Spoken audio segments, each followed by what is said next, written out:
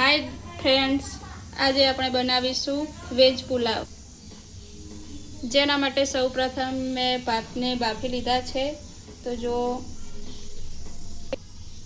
એકદમ ખીલા ખીલા ભાત છે, આ રીતના હોવા જોઈએ। ત્યારબાદ વટાણા, લીલા વટાણા અને બટાકા બાફીને કટ કરી લીધા છે।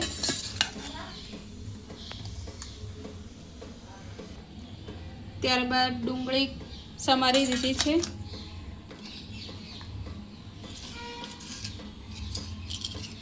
ત્યારબાદ લીલા ધાણા ધોઈને કટ કરી લીધા છે।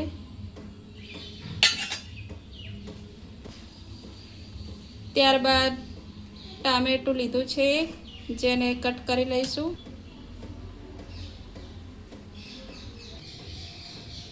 તમે વેજ પુલાવની અંદર તમને મનગમતી શાકભાજી પણ એડ કરી શકો છો। મેં અત્યારે મને ગમતું હતું એ વટાણા, બટાકા, ડુંગળી, ટામેટાં, તમે અંદર કોબીજ પણ એડ કરી શકો છો। ગાજર, શિમલા મિર્ચ, બીટ પણ એડ કરી શકો છો। અત્યારે બીટ મળતા નથી એટલે હું લાવી નથી। સૌ પ્રથમ આપણે ગેસને ઓન કરી દઈશું। ત્યારબાદ તપેલી મૂકી દઈશું, જેની અંદર ઓઇલ નાખશું।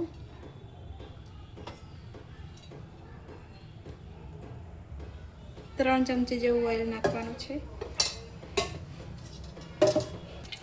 ઓઇલ ગરમ થાય ત્યારબાદ એની અંદર જીરું નાખી દઈશું।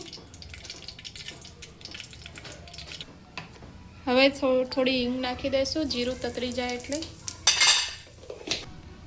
ત્યારબાદ સૌપ્રથમ ડુંગળી નાખશું।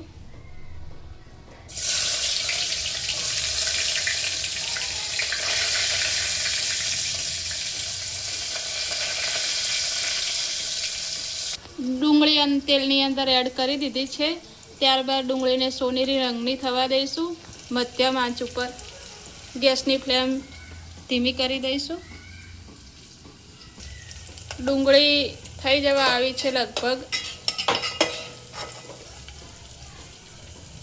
વધારે પડતી ચડવા નથી દેવાની, થોડી અધકચરી રાખવાની છે। ત્યારબાદ અંદર ટામેટું એડ કરી દઈશું, બરાબર મિક્સ કરી દઈશું। દોસ્તો, તમને અમારી રેસીપી પસંદ આવે તો સબસ્ક્રાઈબ કરવાનું અને લાઈક કરવાનું ભૂલતા નહીં। ટામેટાં ચડી ગયા છે, ત્યારબાદ એની અંદર લીલા વટાણા બાફેલા બટાકા એડ કરી દઈશું, મિક્સ કરી દઈશું। ત્યારબાદ અંદર મસાલા એડ કરશું।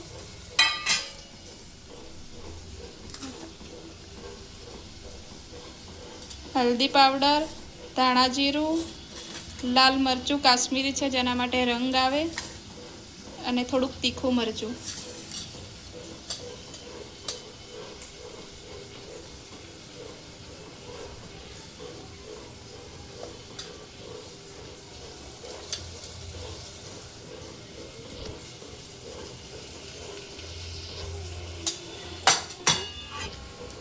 હવે અંદર પાવભાજી મસાલો એડ કરશું, જેના કારણે ટેસ્ટ સારો આવે। તો દોસ્તો, બરાબર મિક્સ કરી દીધું છે। હવે એની અંદર જે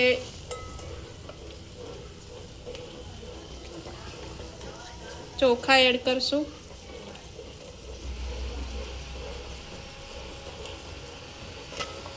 હવે બરાબર મિક્સ કરી દઈશું।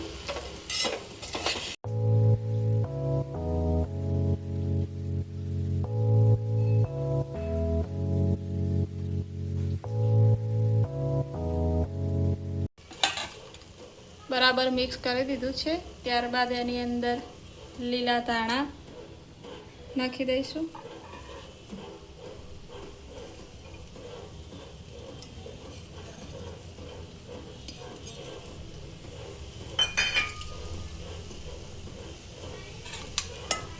ફરીથી મિક્સ કરી દઈશું। લીલા ધાણાનો ટેસ્ટ બહુ સરસ આવે છે। થોડી વાર ચડવા દેવાનું છે જેથી કરી ધાણા કાચા ના લાગે.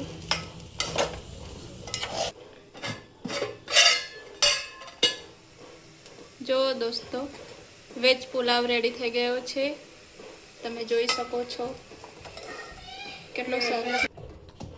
અમારી રેસીપી પસંદ આવી હોય તો લાઈક, શેર ને સબસ્ક્રાઈબ જરૂર કરજો, કરવાનું ભૂલતા નહીં.